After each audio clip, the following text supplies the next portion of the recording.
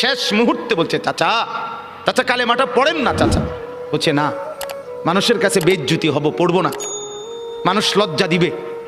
আল্লাহ নবী সাল্লাল্লাহু আলাইহি সাল্লাম বলছে, কানে কানে বলেন, আমি কাউকে শোনাবো না, আমি শুধু হাসরের মাঠে বলবো, মৃত্যু পর্যন্ত চাচা ওয়াদা দিলাম জগৎবাসীকে শোনাবো না আপনি ঈমান আনছিলেন, কানে কানে কন। আবু তালেব বলছে, না, কানে কানেও বলবো না।